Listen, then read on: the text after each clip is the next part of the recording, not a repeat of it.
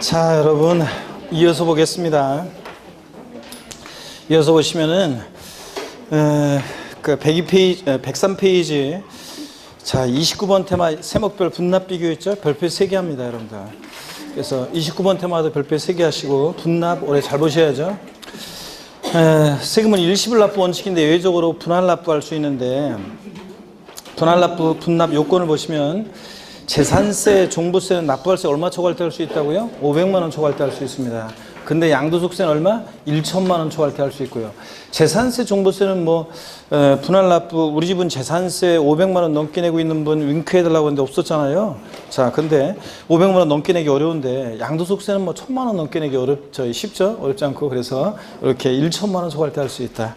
그 다음에 분납기한을 보면 재산세는 납부기한 지나서 몇 개월이네? 2개월로. 이게 45일이었다 올해부터 몇 개월로요? 2개월로 바뀌었습니다. 중간으로 하니까 납부기한 지나서 2개월. 그러니까 이제 45일, 이렇게 45일로 하면 중간에 끊어지니까 사람들이 월말에 주로 세금을까지를 주로 납기로 알고 있는데, 통상적으로. 그런데 중간으로 하면 사람들이 막 좀 헷갈리니까 헷갈리지 말라고 2개월로 바뀌었습니다. 그래서 납부기한 지나서 몇 개월? 2개월 내. 종부세 납부기한 지나서 2개월. 양도세 납부기한 지나서 몇 개월이에요? 2개월 내에 다 분할 납부할 수 있습니다. 그 다음에 분할 납부 가능 금액을 보면, 재산세나 종부세는 납부할세 500만 원 초과하면서 1천만 원 이하, 1천만 원 초과로 나눠서 1천만 원 이하일 때 재산세는 500만 원 초과하는 금액을 분할 납부할 수 있다. 이 말은 원래 납기내 최소 얼마 깔고 500 깔고 나머지 금액 분할 납부. 그래서 재산세 납부할세액이 800만 원이다. 최대 분납가는 금액 얼마? 300만 원. 근데 종합부동산세는 그 해당 세액에서 500만 원을 차감한 금액이니까, 자, 종부세도 납부할세액이 500만 원이다. 800만 원이다. 800만 원 종부세. 그럴 때 최대 분납가는 금액 얼마냐 그러면 얼마요? 300만 원이요. 해당 세액 800에서 500만 원을 차감한 뺀 금액이니까 얼마? 300만 원 최대 분납 가능하고. 그래서 의미는 표현은 다르지만 의미는 똑같습니다.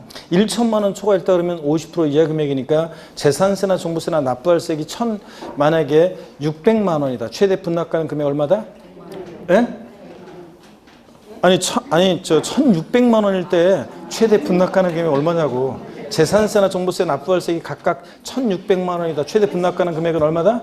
절반, 최소한 절반 깔고 나머지 금액 분할 납부니까 최대 분납 가능 금액은 절반, 800만 원까지 최대 분할 납부 가능하고, 양도소득세는 1000만 원 초과하면서 2000만 원 이하, 2000만 원 초과로 나눠서 2000만 원 이하일 때는 1000만 원 초과하는 금액을 분할 납부할 수 있다. 이 말은 원래 납기내 최소 얼마 깔고요? 1000 깔고 나머지 금액 분할 납부. 그러니까 양도소득세 납부할세액이 1600만 원이다. 최대 분납 가능 금액 얼마다?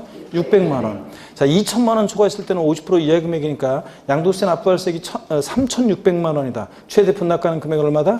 1800만 원까지 분할 납부 가능하다. 이렇게 해서 분할 납부 처리 기준까지 정확히 알아두시고, 자, 그 다음에 30번 테마 양도세 물납이요. 물납은 양도세 허용된다 안 된다? 안 된다는 거. 아무리 꼬셔도 넘어가면 안 돼요. 양도세 납부할세액 1천만 원 초과할 때는 물납할 수 있다. 허가받아서 땡입니다. 물납 안 된다는 거. 보충 내용 봅니다. 양도소득세 납세자가 국내 거주자다 그러면 납세지는 양도 물건 소재지다. X입니다. 국세니까 당연히 어디로 간다? 주소지. 양도자 주소지 관할 세무서고, 주소지 없으면 거소지고요. 2번 과세표준 확정신고서를 국세정보통신망에 의해서 제출한 경우는 이에 입력된 때 신고된 것으로 본다. 우리가 홈택스로 인터넷으로 신고할 때, 그렇죠 여러분들? 당연히. 3번 납세지 관할 세무서는 양도소득 있는 국내 거주자가 조세를 포탈할 우려가 있다고 인정되는 상당한 이유가 있으면 수시로 그 거주자의 양도세를 부과할 수도 있습니다. 그리고 4번은 금방 설명드린 얘기. 양도세 분할 납부. 납부할세액이 1600이면 최대 분납 가능 금액 600. 납기내 1000 깔고 나머지 금액 분할 납부. 1천만 원 초과하는 금액 분할 납부니까. 납부할세액이 3000만 원이다. 2000만 원 초과했을 때는 50% 이하 금액이니까 절반까지 분할 납부 가능하다는 거. 자, 그 얘기입니다. 넘어가시면요. 104페이지 31번 테마 국외재산에 대한 양도소득세입니다. 별표시 2개 합니다, 여러분들. 재작년에는 국외재산 양도에 대한 양도세 내용을 알고 있으면 풀 수 있는 문제가 2문제씩이나 나왔었어요, 재작년에는. 근데 어떻든 간에 이것도 종합문제 속에서도 잘 나오고, 하여튼 독립한 문제로도 나오고 잘 나옵니다. 기본적으로 항상 대비해 두셔야 되는 부분입니다. 국외재산에 대한 양도소득세 별표 2개고 봅니다. 거주자의 양도. 자, 국외래산은 거주자가 양도할 때 당연히 과세가 됩니다. 근데 거주자라는 개념이 국내래산 양도시의 거주자는 양도일 현재 국내에 계속해서 양도일 현재 국내에 주소가 있거나 주소가 없더라도 183일 이상 거소두고 있는 개인을 우리가 거주자라고 해서 납세무자라고 하는데, 국외산 양도시의 거주자는 그냥 거주 아니고 양도일 현재 국내에 계속해서 있다 없다가 아니라 계속해서 몇 년이요? 5년 이상 주소 거소 등 거주자만이 납세무가 있다는 거. 그래서 표를 보니까 국내 소지하는 자산을 양도했을 때 거주자뿐만 아니라 비거주자도 납세무가 있죠? 그렇잖아요. 마돈나가 우리나라 부동산, 소지하는 부동산을 팔았다. 당연히 양도세 납세무가 있죠? 비거주자도 납세무가 있습니다. 근데 국외 소지하는 자산을 양도했을 때는, 자, 비거주자는 당연히 납세무가 없죠? 마돈나가 미국에 있는 부동산 팔았을 때 우리하고 뭔 관계가 있어요? 단 거주해야 되는데 그냥 거주 안 되고 몇 년 이상? 5년 이상 주소 거주 등 거주자만이 납세무가 있다는 거. 자, 그래서 뭐 최근에 시험 문제 이런 거 있었다 그랬잖아요. 양도일 현재 계속해서 국내에 7년간 10년간 양도일 현재 계속해서 국내에 10년간 주소를 둔 거주자는 국외 소재산에 대한 양도세 납세무가 있다. O, X요. 양도일 현재 계속 국내에 10년간 주소를 둔 거주자는 국외 소재산에 대한 양도세 납세무가 있다. O, X요. 자, 여러분 보세요. 국내에 계속해서 10년간 주소를 둔 사람이에요. 5년 이상 주소 뒀잖아요. 당연히 납세무가 있다 없다? 있습니다. 국외산. 또 어떤 수강생은 아니잖아요. 5년이잖아요. 이렇게 한 사람이 실제로 있었다고 그랬잖아요. 그래가지고 제가 거기서 면박 주면 무한할까봐 다른 사람들 있는 데서 그렇게 하면 또 면박 주면 무한할까봐 내가 그냥 슬쩍 얘기하고 다시 한번 얘기하고 그냥 지나가 버리는데, 아이고 혼자 착각하면 안 돼요, 여러분들. 그죠? 5년 이상이니까 10년간 주소 둔 자는 당연히 납세무 있습니다. 4년 주소 거소 둔 자는 납세무 없고요. 2번 과세대상 봅니다. 국외산에 대한 양도세 과세대상은 국내산 양도하고 거의 비슷한데 차이점이 있다면 부동산에 관한 권리 중에서 부동산 임차권 니은번 찾으셨습니까, 여러분? 자, 짙은 글씨로 돼 있죠? 등기부와 관계없이 대상이 된다는 거. 그래서 국내산 양도시에서 부동산 임차권은 반드시 등기된 부동산 임차권만 대상이지 등기되지 않은 미등기 부동산 임차권은 대상이 아니었잖아요. 근데 국외산은 등기와 무관하게 대상이 됩니다. 왜 그러냐? 우리나라가 전 세계 부동산, 제가 항상 얘기하지만 남극, 북극, 아프리카, 아시아, 오세아니아, 남미, 북미, 뭐 유럽, 아프리카, 또 뭐 그린란드, 전 세계 부동산에 대해서 우리가 등기부를 어떻게 관리하고 기준시가 같은 거 이런 것들 어떻게 매겨요? 그러니까 등기 관련한 내용이라든가 기준시가 관련한 내용은 국외산 양도시에는 적용이 있다 없다? 없는 겁니다, 여러분들. 그러니까 등기와 무관하게 대상이 된다는 거. 또 3번 양도가액 산출 봅니다. 국내산 양도시에 원칙적으로 실거래가를 적용했고 불분명하면 추계 방법으로 매각만기 같은 거 적용했잖아요. 근데 국외산 양도시에도 원칙적으로 뭘 적용하느냐? 실거래가를 적용합니다. 자, 외적으로 근데 양도재산이 소지하는 국가에 양도 당시 현황을 반영한 시가로 하는 경우도 있어요. 실거래가에 불분명하면. 근데 시가를 적용할 수 없을 때는 보충적 평가 방법으로 하는 경우도 있긴 있고요. 하여튼 원칙 실거래가 적용합니다. 국외산 양도시도. 그 다음에 실거래가가 있는 경우에도 그 나라의 현황을 반영한 시가로 한다 그러면 틀려요. 이거는 실거래가에 불분명할 때만 적용합니다. 4번 양도체계 외환산. 외국에서 거래했으니까 달러나 파운드나 엔화나 뭐 이런 거로 뭐 거래했으니까 우리나라 돈으로 환산해야 될 거 아니에요. 양도체계 계산하려면. 그래서 양도체 계산할 때 양도가액이 필요금이죠. 여기가 포인트입니다. 수령하거나 지출한 날 현재 외국환 관리법에 따른 기준 환율 또는 제정 환율에 의해서 계산합니다. 근데 수령하거나 지출한 날 현재인데 이걸 갖다가 뭐 양도일 현재 또는 등기일 현재 뭐 이렇게 바꾸기도 합니다. 아니고 수령하거나 지출한 날 현재입니다, 여러분. 수령하거나 지출한 날 현재라는 거. 이거 주의하고. 그 다음에 계속 이어서 봅니다. 동그라미 2번 장기할부 조건의 경우에는 소유권 이전 등기 접수일. 자, 그리고 인도일 또는 사용 수익을 비교해서 중 빠른 날을 양도가액 또는 취득가액을 수령하거나 지출한 날로 본다. 우리 양도 및 취득 시기 양도세에서 장기할부 조건 모임에는 중 빠른 날이었잖아요. 등기 접수일하고 인도일 사용 수익을 비교해서 중 빠른 날 이거였죠. 네, 그래서 이런 날을 이 날을 양도가액 취득가액을 수령하거나 지출한 날로 보고요. 자, 그다음에 105페이지 봅니다. 세율을 보시면 미등기 양도재산에 대해서 국내산 양도시는 최고세율 70% 적용하는데 국외재산의 경우에는 등기와 관련한 내용은 적용이 있다 없다? 없습니다. 그래서 미등기 70% 이런 거 없어요. 자, 등기 관련한 내용이 없으니까 애초에. 양가로 2번 부동산에 관한 권리 기타라산. 자, 양도했을 때는 보유기간에 관계없이 무조건요 6에서 42% 세율을 정해요. 자, 기본서 보면 이제 주식이라든가 이런 것도 있지만 제가 생략해 버렸어요. 어떤 간에 부동산에 관한 권리 기타라산 얘네들을 양도했을 때 국외산 양도시 양도세 세율은요 1년 미만 보유했을 때 50%, 1년 이상 2년 미만 40% 이런 거 없어요. 그냥 국외산은 1년 미만 보유했더라도 무조건 보다 6에서 42% 과표 크기에 따라서 초과 누진세율을 적용합니다. 무조건. 그래서 주의하셔야 됩니다. 무조건 6에서 42%입니다. 6번 분할납부 적용됩니다. 국외산 양도시도 나눠내는 거는. 근데 물납은 된다 안 된다? 안 됩니다. 뭐 아프리카 탄자니아 공화국 정글에 있는 부동산이나 채권으로 물납한다. 골치 아프잖아요. 자, 7번 장기 보유 통제에 적용되지 않습니다. 우리나라가 다른 나라의 국가 경제가 신경 써가지고 장기 보유도 해줄 필요 없어요. 국외산 양도시는 장기 보유가 안 됩니다. 자, 그래서 3년 이상 보유했을 때는 뭐 장기 보유제 허용된다. X입니다. 기본공제는 싹 다 깔아줍니다. 기본적으로. 그래서 기본공제로 허용되고. 하여튼 물납 안 되고 분할납부 되고 장기 보유제 안 되고 기본공제는 되고. 그 다음에 외국 납부세 공제요. 자, 외국에서 세금 낸 거에 대해서 당연히 공제를 해줘야 되잖아요. 그럼 외국에서 국외산 양도했을 때 그 나라에 세금을 내고 또 우리나라에서 또 그 거주에 대해서 양도세를 계산합니다. 이중과세 되니까 외국에서 납부한 것은 공제해 주는데 해당 외국에서 과세하는 경우에 그 양도소득에 대해서 외국의 법령에 따라 그 외국에서 국외산 양도소득세를 납부하거나 납부할 것이 있을 때는 다음의 방법 중 하나를 선택해서 적용받을 수 있다. 필요경비, 가필, 차량 소기과에서 양도가에서 공제되는 필요경비에 산입해서 외국 납부세액을 공제하는 방법이 있고 또 산출세액에서 세액공제, 산출세액에서 세액공제하는 방법이 있습니다. 산출세 구한 다음에 이제 세액공제하는 방법도 있고 그렇습니다. 둘 중 선택해서 할 수 있다. 그래서 바꾼다 뻔하지 뭐 외국에서 납부한 세액은 뭐 필요경비에 산입하는 방법으로만 공제받을 수 있다. 이러면 틀리죠? 두 개 중에 선택해서 공제받을 수 있다는 거 주의하시고 그 다음에 10번 국외산 양도시 국내산 양도의 준용 규정과 준용하지 않는 사항이 있는데요. 이게 이제 준용하지 않는 사항 같은 거 참고적으로 쭉 한번 읽어보시되 정답지문으로 나왔던 것이 몇 년 전에 재작년인가 나왔던 것이 국외산 양도시에 국내재산 양도의 규정을 준용하지 않는 것은 어떤 거냐고 물어봤는데 그때 정답이 뭐였냐면 기준시가였습니다. 상적으로 생각해 보세요. 기준시가 같은 거라든가 등기와 관련한 거라든가 이런 것들은 준용될 수가 없잖아요. 우리나라가 전 세계 부동산 어떻게 기준시가를 매겨요. 그러니까 기준시가에 관한 규정은 준용된다 안 된다? 안 됩니다. 당연히. 자, 이런 것들을 아시면 되겠습니다. 넘어갑니다. 자, 어디로 가시냐면 이제 106페이지 부동산 관련 종합소득세입니다. 자, 그래서 우리가 부동산 관련 종합소득 우리가 소득세법에 규정된 소득의 종류를 보시면 이렇게 돼 있잖아요.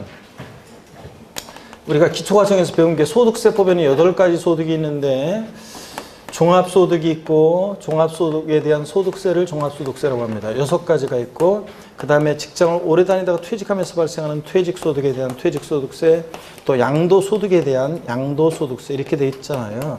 양도소득에 대한 소득세를 양도소득세라고 하고 그럴 때 종합소득에는 6가지 소득이 있는데 이자소득, 그 다음에 배당소득, 그 다음에 사업소득, 또 근로소득, 그 다음에 연금소득, 기타소득 이렇게 6가지가 있잖아요. 자, 그럴 때 우리 시험은 뭐 양도소득세가 이제 우리가 지금 양도소득세를 이제 다 마쳤어요. 오늘까지. 그 양도소득세가 이제 대여섯 문제가 출제되고 제일 중요한 거고.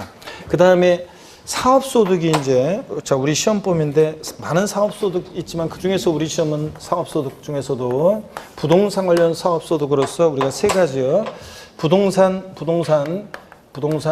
보유 중에 대여하는 임대업을 통한 소득, 또 그 다음에 부동산을 사업적인 목적으로 갖고 파는 매매업을 통한 소득, 또 주택을 신축해서 판매하는 건설업을 통한 소득. 그래서 3가지가 우리 시험범위라고 그랬습니다. 그렇죠? 그럴 때 우리 시험은 부동산 임대업을 중심으로 시험 문제가 한 문제씩 출제가 되었다고 그랬잖아요. 매매업과 건설업은 15회 시험 때 의의를 알고 있는지를 한번 물어본 적이 있고 그 이후에도 그 전에도 한 번 나온 적이 없고요. 그래서 매매업과 건설업은 참고적으로 보시고 임대업을 중심으로 이제 공부하시면 되는데 부동산 임대업은 범위 어떤 게 부동산 임대업인지 또 그 다음에 또 어떤 경우에 비과세가 되는지, 또 그 다음에 임대소득에 대해서 또 전세주택과 관련한 얘기예요. 이런 내용을 중심으로 자, 공부하시면 된다고 그랬습니다. 28회 시험에서는 아주 깊은 내용을 시험에 물어봤어요. 뭘 저 정도 번개 치는 거에 놀래고 그래. 아이고, 듣고.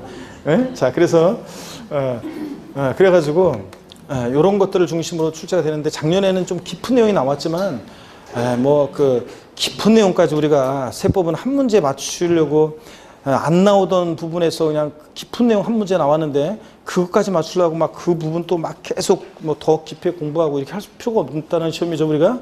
그래서 60%만 맞으면 되니까 효율적으로 공부하는 게 수험생은 중요하니까. 그래서 버릴 것은 버리고 이런 부분을 중심으로 공부를 합니다. 대비를 하고.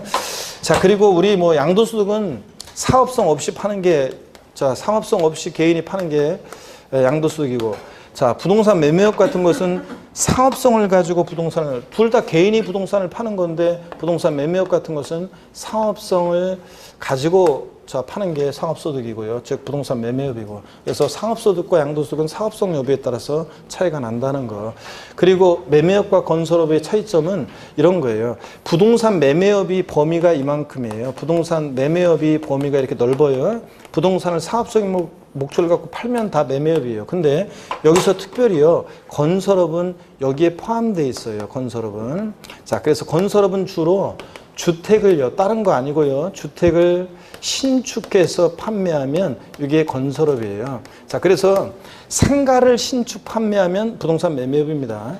자, 기존의 주택을 신축이 아니라, 주택을 신축이 아니라 기존의 주택을 매입해서 판매하면 부동산 매매업이에요. 그래서 하여튼 주택 신축 판매요. 주택이란 말 들어가고 지문에 신축이란 말이 나오고 지문에 판매란 말 들어있으면 이건 건설업이고, 그 외에는 다 뭐냐면 부동산 매매업입니다. 그래서 매매업과 건설업의 차이점도 또 있어요. 사실 나중에 이제 살짝 배울 것이, 부동산 매매업은 예정신고 의무가 있는데 건설업은 도급계약 형태로 이루어지기 때문에 집 짓다 말고 예정신고할 수가 없기 때문에 건설업은 예정신고 의무가 없고 매매업은 있고, 뭐 이런 차이점이 있기 때문에 어떤 게 매매업이냐 부동산 매매업이냐 건설업이냐를 보느냐에 따라서 그런 게 차이가 나고 있습니다. 어쨌든 간에 주택이란 말 나오고 신축이란 말 나오고 판매란 말 들어있으면 이거보다 건설업. 그 외에 사업적인 목적을 갖고 부동산을 팔면 다 뭐라고요? 매매업입니다. 부동산을 갖고 있다가 대여, 빌려주고 대가 받으면 그거 뭐예요? 임대업이고, 부동산 임대업이고. 자, 그래서 우리 부동산 임대업을 한번 공부하도록 하겠습니다.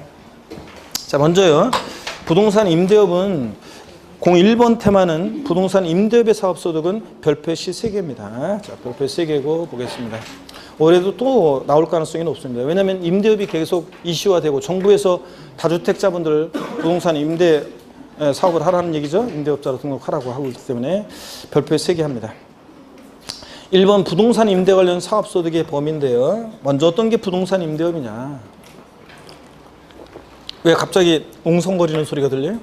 이 정도 비 내리는 소리에 마음이 흔들리고 그러면 그 여름에 장대비 같은 막 비가 내릴 때는 어떡하려고. 자, 여러분 집중해서 보겠습니다. 106페이지 1번 부동산 임대 관련 사업소득의 범위에서 안가로 1번 봅니다. 부동산 또는 부동산 상해권리 대여로 발생한 소득이 사업소득인데 미등기 부동산 포함입니다. 그러니까 미등기 부동산 대여소득도 뭐라고요? 사업소득입니다, 여러분. 미등기 부동산 대여소득은 사업소득이 아니라고 나온 적이 있고요. 부동산 상해권리 대여로 인한 소득도 당연히 사업소득인데 임대업인데, 전세권이나 임차권, 지역권, 지상권 대여소득이라든가 또 자신의 부동산을 타인에게 담보로 제공하게 하고 사용대가 받는다. 민법의 물상보증인 이런 것도 다 임대업으로서 사업소득입니다. 근데 부동산 상해권리 대여고. 근데 단 올해 이제 2018년도 개정세법인데 단 공익사업과 관련한 지역권, 지상권 설정이나 대여소득 뭐라고요? 기타 소득입니다. 공익사업과 무관한 지역권이나 지상권 대여소득은 이게 뭐라고요? 사업소득인데 작년에까지는 무조건 지상권, 지역권 대여소득은 기타 소득이었어요. 예? 작년까지는. 그랬다가 올해 2018년도 개정세법입니다. 무조건 알아두셔야 돼요. 자, 공익사업과 무관한 지역권, 지상권 대여소득은 사업소득인데 임대업인데, 공익사업과 관련된 지상권, 지역권 대여소득 뭐라고요? 기타 소득이라는 거. 꼭 구별합니다, 올해. 양가로 2번 봅니다. 공장재단, 광업재단 대우로 발생한 소득, 사업소득이고요. 광업권자, 조강권자, 덕대가 채굴에 관한 권리 대여함으로 발생한 소득도 사업소득입니다. 이것도 부동산 임대업입니다. 사업소득인데 덕대라는 게 그냥 타인의 광부에서 광물을 채굴할 수 있는 권리를 빌린 사람이 그걸 또 다른 사람한테 빌려줘요. 자, 그런 걸 말한다고 그랬습니다. 양가로 4번 기타 포함되는 경우, 동그라미 1번 자기 소유 부동산을 타인의 담보물로 사용하게 하고 그 사용 대가를 받는 것은 부동산 상해 권리 대여로 발생한 소득으로 봅니다. 이것도 아까 민법 물상보증인. 2번 부동산 매매업 또는 건설업자가 판매를 목적으로 취득한 토지 등의 부동산을 일시적으로 대여하고 있는 소득은 부동산 임대 사업소득으로 본다. 그래서 주택을 신축해 판매할 목적이었는데 어떤 간에 지어서 중간에 이걸 빌려줬어요. 부동산을 일시적이었든 뭐였든 대여하고 대가 받으면 뭐라고요? 임대업입니다. 사업소득이고. 동그라미 3번 봅니다. 광고용으로 토지 가옥의 옥산 측면 등을 사용하고 받는 대가는 부동산 임대 관련 사업소득으로 봅니다. 그래서 이것도 사업소득이고요. 그 다음에 양도와 대여 비교표를 한번 보겠습니다. 여러분, 자, 쭉 한번 정리해 보세요. 헷갈리지 말고.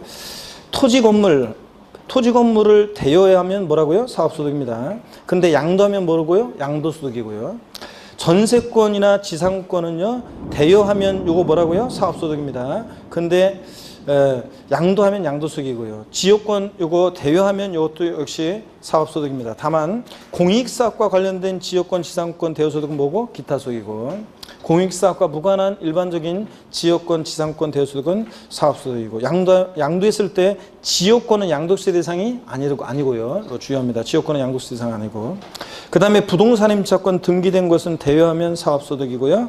양도하면 양도세 대상입니다. 근데 미등기 부동산 임차권이나 점포 임차권 같은 이런 것들은 자, 대여하면 사업소득인데 다만 양도했을 때는 기타 소득세 대상이라는 거. 이런 것들 여러분들 주의하고요. 한번 정리하고 107페이지 보겠습니다. 이번에 비과세 부동산 임대 사업소득입니다. 어떤 경우에 임대업을 비과세하느냐, 임대소득을.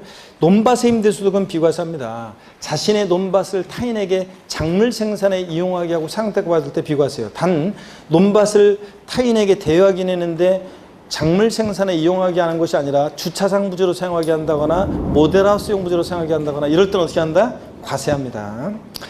중요한 것은 양가로 2번입니다. 비과세 주택 임대 사업소득. 여기부터 이제 중요한 거죠. 자, 그럴 때 먼저 어떤 경우에 주택 임대 소득이 비과세 되느냐? 동그라미 1번. 1개 이하의 주택을 소유하는 자의 주택 임대 소득은 비과세합니다. 주택 딱 하나 갖고 있는 사람이 주택을 대여했다. 그러면 임대 소득 요거 비과세합니다. 근데 단 고가주택과 임대소득과 국외 소재 주택 임대소득은 1주택이라도 주택수 관계없이 어떻게 한다? 과세합니다. 그때 고가주택이라는 것은 화살표 보세요. 과세기간 종료일이요. 과세기간 개시일로 바꿔서 시험에 나온 적이 있는데 과세기간 종료일 12월 31일이겠죠. 과세기간 종료일 또는 해당 주택의 양도일 현재 기준시가로요. 실거래가 아니고 기준시가로 얼마? 9억 원 초과하는 주택을 말합니다. 그래서 기준시가가 9억 초과하는 고가주택이다 그러면 1주택이라도 어떻게 한다? 과세입니다. 임대소득을. 양도소득세에서 1세대 1주택 비과세 배제되는 고가주택은 자, 양도 당시 실지 거래가액이 얼마? 9억 원 초과하는 주택이고, 부동산 임대비에서 고가주택은 기준시가로 9억 초과하는 주택이고, 과세기간 종료일 또는 양도일 현재요. 요거. 자, 그 다음에 비과세 주택수 계산을 보니까요. 다가구 주택이요. 자, 다가구주택은 1개 소유하는 자 주택 임대 비과세 주택수 계산할 때 다가구주택은 자, 1개 주택으로 봅니다. 각각 그러니까 9가구가 거주하고 있어도요. 다가구주택은 전체를 어떻게 한다? 하나의 주택으로 봅니다. 그래서 9가구가 거주하고 있는 다가구주택을 갖고 있는 사람이 그거 딱 하나 갖고 있어요. 그 월세 받을 때 비과세 받을 수 있습니다. 근데 구분 등기된 경우는 각각을 1개 주택으로 계산하고요. 자, 공동소유주택입니다. 공동소유주택은 지분이 가장 큰 자의 소유를 계산하되 이게 원칙이죠. 그 다음에 지분이 가장 큰 자가 2인 이상일 때 다만 각각의 소유를 계산합니다. 그러면 어떤 거냐? 이런 거라고 그랬습니다. 시험에도 이미 나왔지만요. 예를 들어서 여러분 보세요. 자, 갑집은 공동소유주택인데 공동소유주택이 있는데 갑과 을이요. 갑집은 60%, 을집은 40%인 공동소유주택이 있고요. 을은요. 그리고 을은 또 다른 주택 하나가 있습니다. 다른 주택 하나가 있어요. 그랬을 때 을이 이 비주택을 임대했을 때, 자, 을은 몇 주택 임대를 봅니까? 몇 주택 임대를 봐요? 요 사례에서 을은 몇 주택 임대를 보냐고요? 집은, 아유, 너무 나갔구만, 아주 그냥. 아, 진짜.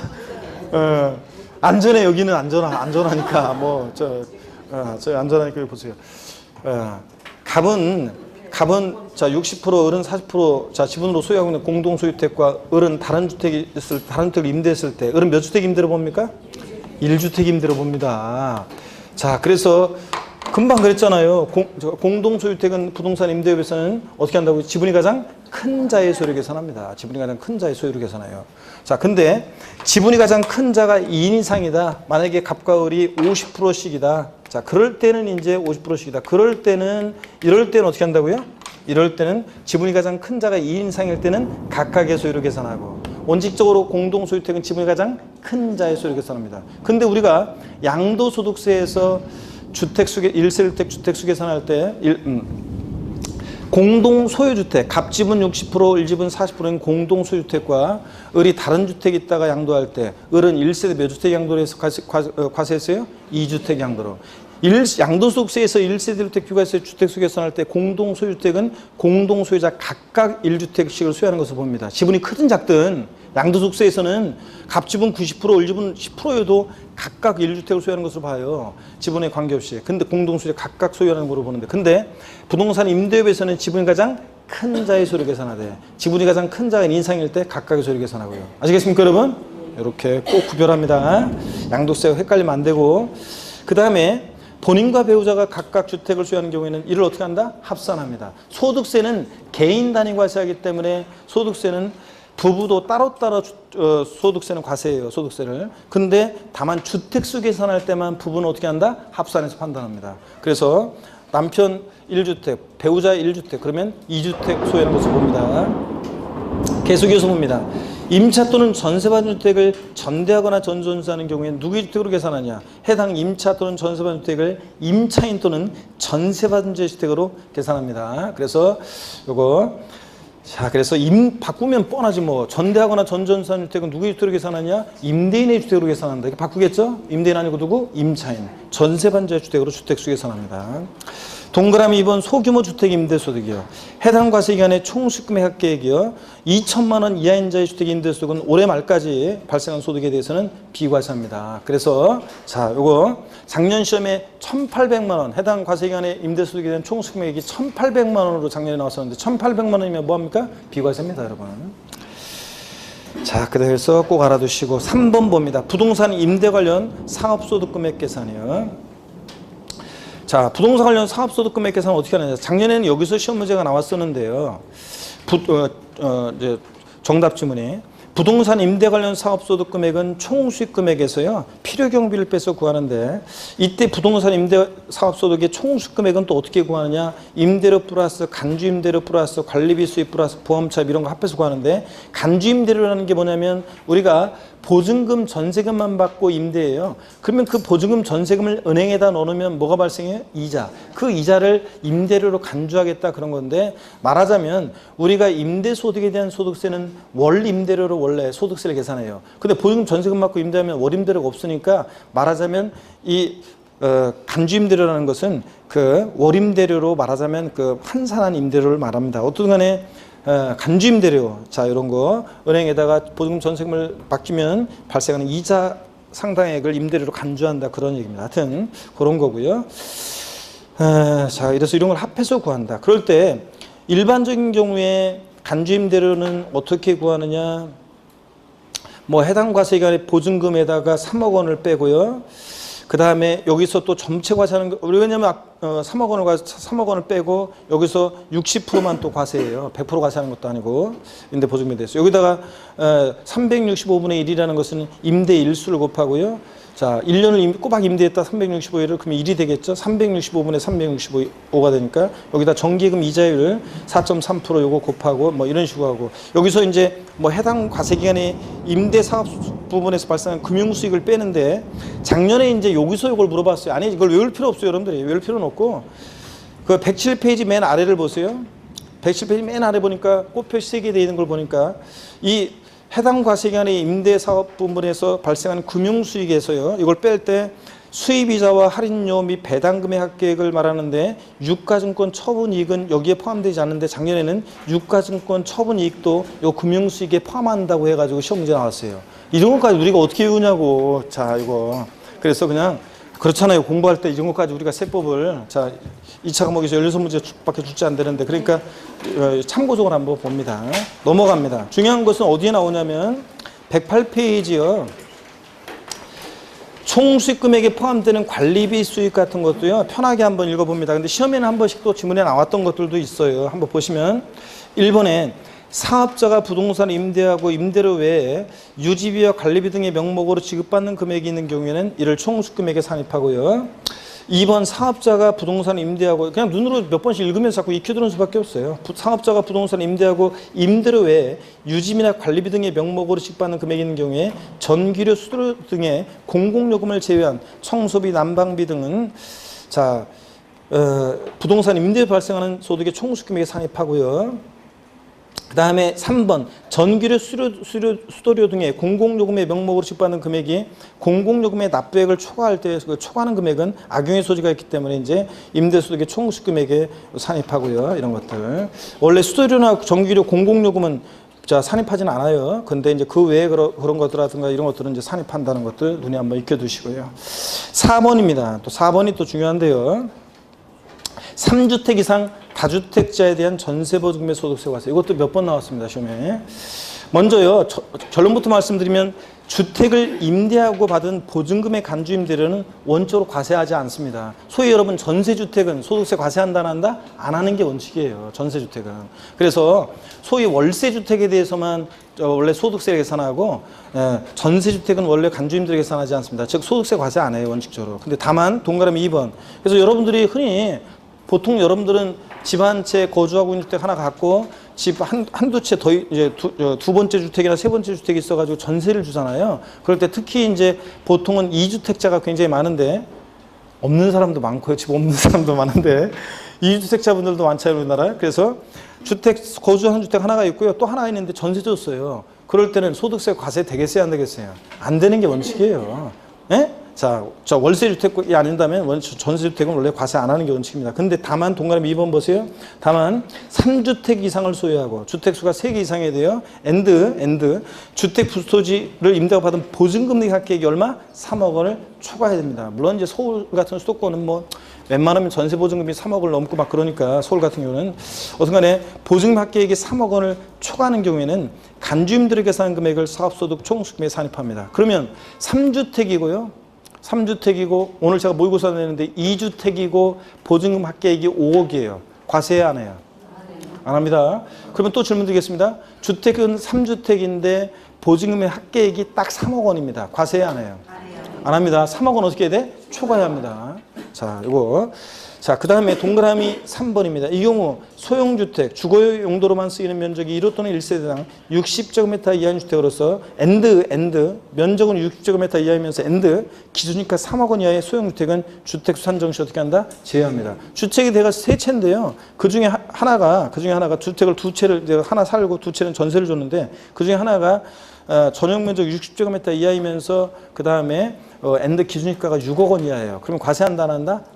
자, 주택수 계산에 포함 안 시키니까 3주택이 아니니까 자 간주임대로 계산한다 안 한다? 안 합니다. 5번 임대소득의 수입식입니다. 1번 계약 또는 관습에 의해서 지급일이 정해졌다. 그 정해진 날이요. 매월 15일 정해진 날.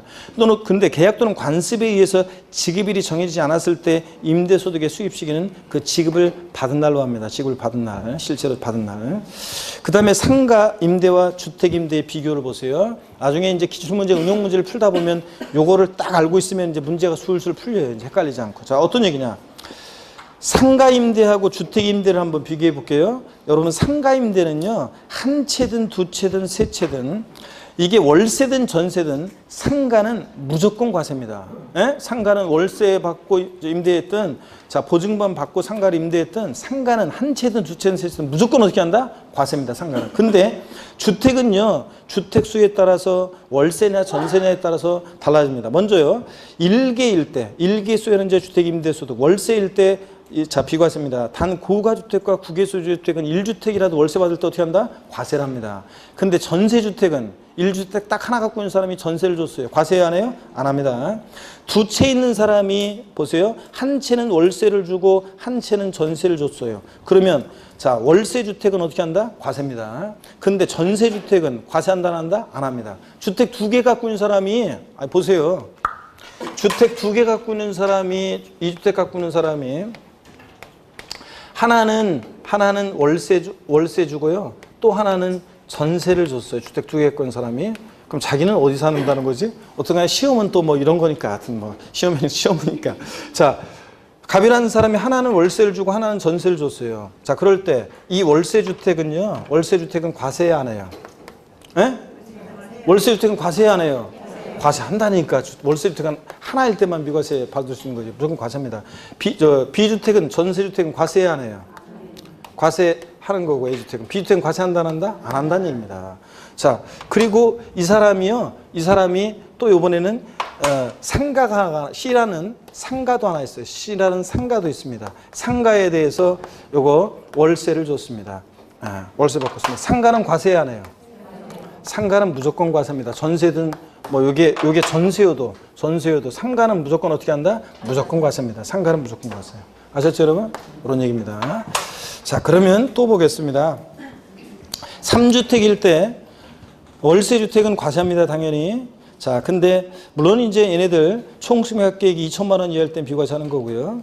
자, 근데 3주택일 때 전세주택도요. 3주택 이상이면서 자, 보증금 합계액이 얼마? 3억 원을 초과하게 되면 어떻게 한다? 과세하는 경우가 있습니다. 그렇죠, 여러분들? 요거 3주택 이상이면서 보증금 합계액이 얼마? 3억을 초과할 때요. 그래서 주택 수에 따라서 요거 대충 요런 사례 나오면 알 수 있겠습니까, 여러분?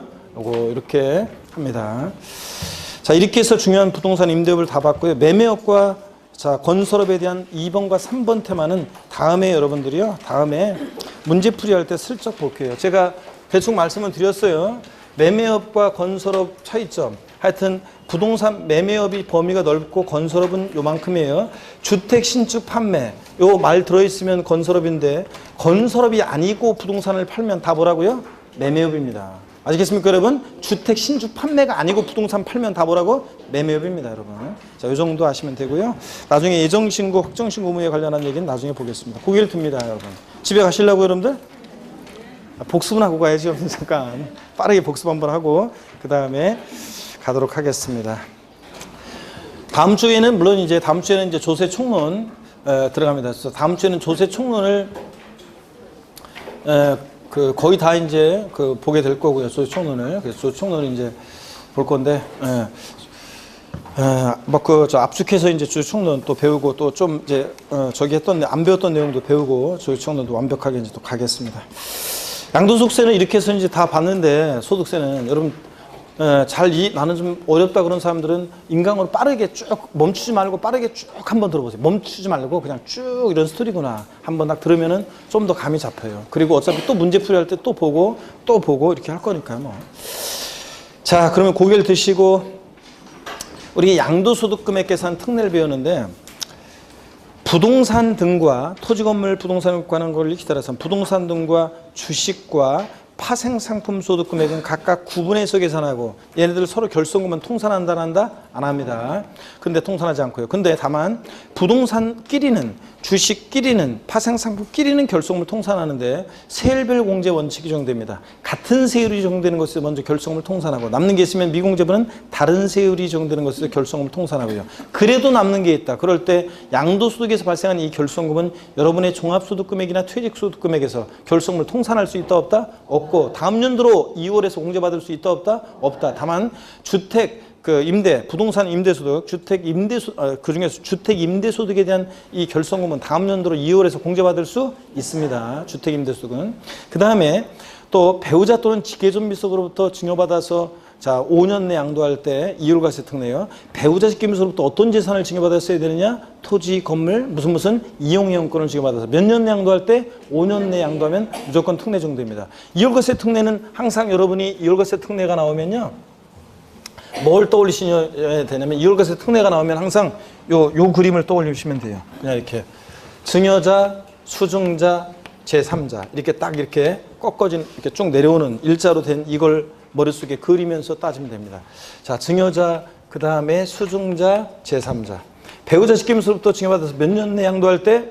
5년 내 양도할 때 이율과세 특례가 적용되는데 자, 납세무자는 누구라고요?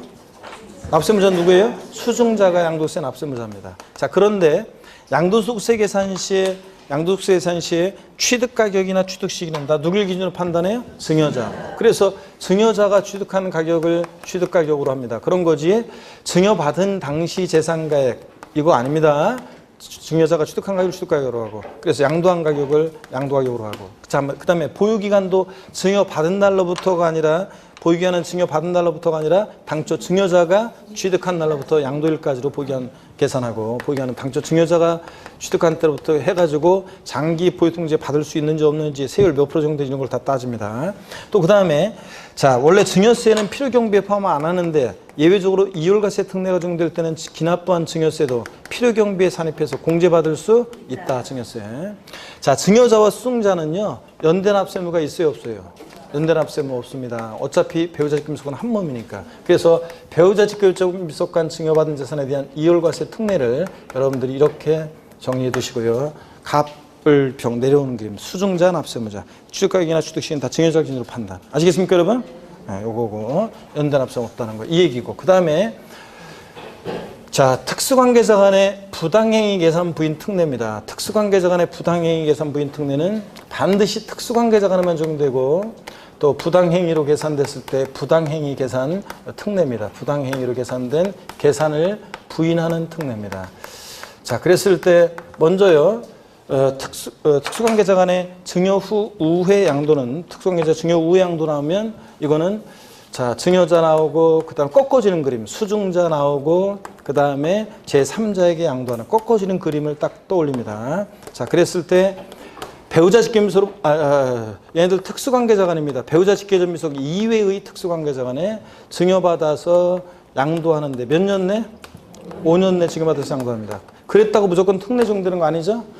자, 부당해산부인 특례는 조세의 부당한 감소가 있어야 되는데 그 판단을 어떻게 하느냐? 수증자가 부담하는 증여세액과 자, 수증자가 양도한 것에 대한 양도소득세 계산해서 요거 합한 금액이 당초 증여자가 제3자에게 직접 양도했을 것이라고 가정해서 계산한 직접 양도했을 것이라고 가정해서 계산한 요 양도소득세하고 비교해서 자, 세액과 비교했을 때 이 수증자가 부담하는 증여세 양도세 합한 금액이 이 직접 양도한 것으로 가정해서 계산한 양도세액보다 뭐 할 때? 적을 때는 조세에 부당한 감소가 있다고 보죠. 지가 직접 양도하면 세금 더 날 것 같은 거 우리가 돌렸다고 봐서 얘네들 계산을 싹 부인합니다. 수증자한테 증여세 부과하지 않고 양도세 부과하지 않고 당초 증여자가 직접 제3자에게 양도한 것을 봅니다. 납세무자 그러니까 누가 되는 거예요?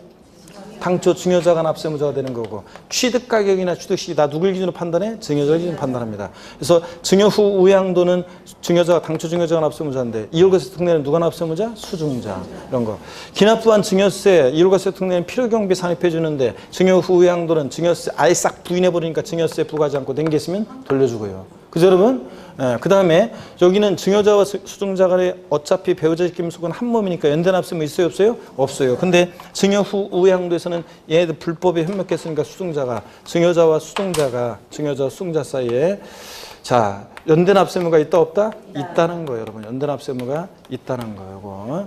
자, 그 다음에 이렇게 해서 기억하시고요. 그래서 얘네들 계산 싹 부인하고 당초 증여자가 직접 양도한 것을 보고요. 자, 그 다음에 또 봅니다. 특수관계자 간에 시가보다 낮게 저가로 양도하거나 그 다음에 고가로 양수, 고가로 취득했을 때 자, 이거 남남 사이는 적용 안 되고 특수관계자 간에 고가로 양도하면 특례 적용 높게 양도하면 안 돼요. 저가로 양도해야 되고 시가보다 낮게 취득하면 안 돼요. 높게 취득해야지. 그래서 헷갈리니까 우리 어떻게 외운다고요? 저도 세법 고수입니다. 저도 세법 고수입니다. 저도 저가 양도 고수, 고가 양수고. 왜 한숨 쉬고 그래? 자, 저도 세법 고수입니다만 되니까. 자, 그다음에 얘네들 조세 부당한 감소 판단, 이랬다고 무조건 적용되는 건 아니고 조세 부당한 감소가 있어야 되는데 그 조세 부당한 감소 판단은 어떻게 하느냐? 시가와 대가의 차이가 자, 금액으로 얼마? 금액으로 3억 원 이상 차이 나거나 3억 원 이상. 자, 이상이에요. 3억까지, 초과 아니에요. 3억까지예요. 3억이면 돼요. 아까 그래서 6억, 3억, 시가 6억짜리 3억에 판 거로 했잖아요. 그 다음에 시가와 대가의 차이가 퍼센트로는 몇 프로? 시가의 몇 프로? 5% 이상. 시가의 5% 이상 차이가 나면 조세에 부당한 감소가 있다고 봅니다. 그러면 얘네들의 계산을 싹 부인하고 양도가액과 취득가액은 결론적으로 여기 해당되면 양도가액과 취득가액은 무엇을 양도가액과 취득가액으로 한다? 시가를 양도가격이나 취득가격으로 합니다. 그래서 이때는 양도가격이나 취득가격은 뭐로 한다? 시가를 양도가격이나 취득가격으로 해서 다시 계산합니다. 아시겠습니까, 여러분? 얘네 계산 부인하고. 요게 핵심입니다. 자, 그러면 계속 됐고요. 절 보세요, 여러분들. 그 다음에 양도소득세는 자, 예정신고납부, 확정신고납부가 있는데 먼저 부동산 등을 양도했을 때 양도세 예정신고납부는 원칙적으로 양도일이 속하는 달의 말일부터 언제까지? 2개월 내에 예정신고납부합니다. 근데 만약에 토지거래 허가구역 내 거래의 경우다 그러면 토지를 양도한다 그러면 허가일 전에 대금이 완납됐을 때는 언제부터?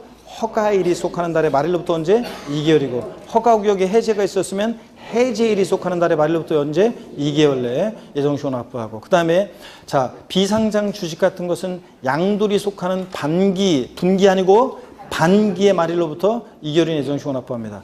양도소득세 부담부 증여시 양도세 예정신고 납부기 하는 양도일이 속하는 달의 말일로부터 언제까지? 3개월 내, 2개월 아니고 3개월 내 예정신고 납부한다는 거. 예정신고 납부 안 하면 무조건 가산세가 적용됩니다. 자, 근데 양도 차익이었거나 양도 차손인 때도 예정신고 하여야 한다는 거. 자, 그 다음에 양도소득세 이제 예정신고기간에 신고납부 하더라도 세액공제 혜택 없고요. 해야 할 일을 당연히 했을 뿐이니까. 확정신고납부는 양도일이 속하는 과세기간에 언제? 다음 연도 언제부터? 5월 1일부터 5월 31일까지를 확정신고기간으로 합니다. 양도소득 과세표준 금액이었거나 결손금 있는 때도 확정신고하여야 합니다. 자, 또 예정신고 한자는 고개를 들고 예정신고 한자는 확정신고하지 아니할 수 있습니다. 다만 누진세율 적용 대상 자산을 여러 번 양도하거나 그럴 때 2회 이상 양도하거나 그럴 때 하여튼 세금 계산이 여러 번 자산을 양도해서 세금 계산이 달라지는 그런 경우에 합산해서 마지막에 예정신고 그런 걸 감안해서 해야 되는데 그러지 않았을 때는 반드시 합산해서 또는 감안해서 다음 연도에 확정신고를 하여야 하는 경우도 있다는 거. 원칙은 예정신고하면 확정신고하지 않을 수 있지만 또 예정신고를 절 보세요. 예정신고 기간에 예정신고를 불성실했어요. 무신고나 과소신고를 했어요.